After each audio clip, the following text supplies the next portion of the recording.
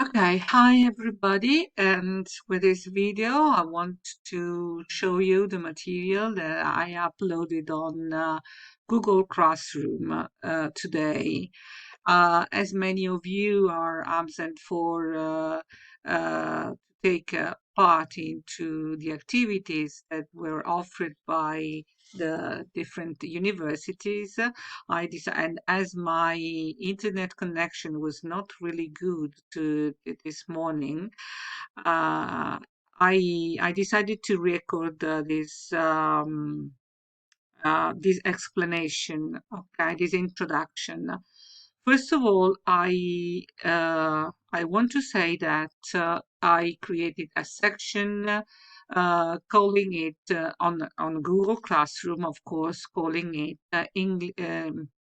mind maps, and I will upload all the mind maps that can be very useful for you if uh, when you decide to revise all the topics, so all the topics we have studied. Okay, our first mind map is about English romantic poetry, and let's see it deeply. Okay, so we have the main features of the romantic poetry, English romantic poetry, which is the exaltation of nature. So, nature for romantics, nature is the main source of inspiration. They rejected the idea of progress made possible by the industrial revolution and industrial development.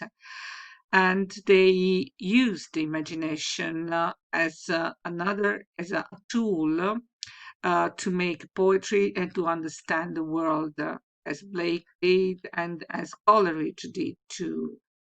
They rejected neoclassicism, as neoclassicism offered only rules and for the poetic production, while on the other hand, however, the romantic poets were were aware and were convinced that they had to express themselves freely, and so they put the accent, they highlighted the importance of spontaneous feelings and spontaneous emotions rather than the following of rules, of poetic rules. And last but not least, they expressed a deep interest in the world of self, and so they exalted the individual feelings and individual emotions. So how the individual refer to the world around him, around her. Okay, so we know that there are two phases of English Romanticism, but we will focus on the first one.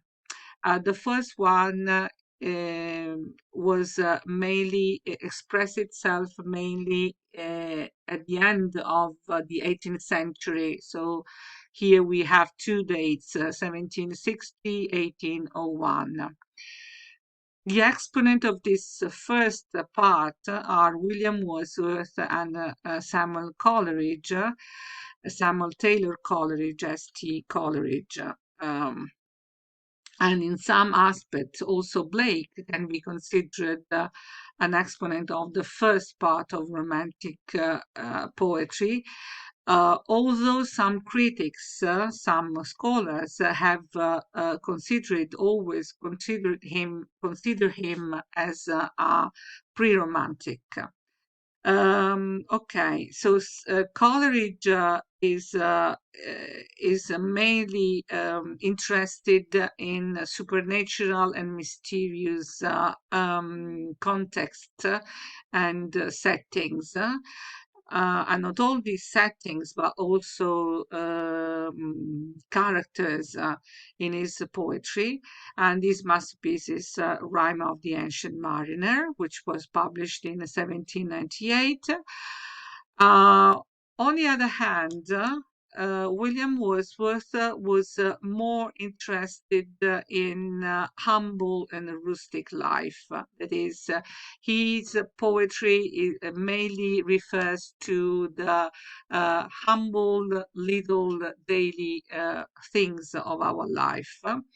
He thinks that uh, to make poetry, to make poem, to write a poem, the poet has to recollect in tranquility. So, in his solitude, in his moment of solitude, he has to recollect the overflow of feelings, and this overflow of feelings is of course spontaneous. So, first of all, the poet is in a certain way is stuck, is hit uh, by the perception of what is around him, and then later in a more peaceful context, he is able to recollect all his feelings and all his emotions, and so to make poetry, okay, and to make a poem, write a poem. So the poet recreates emotions. So he doesn't write in a moment he feels those emotions, but he recreates in a moment of solitude, in a later moment.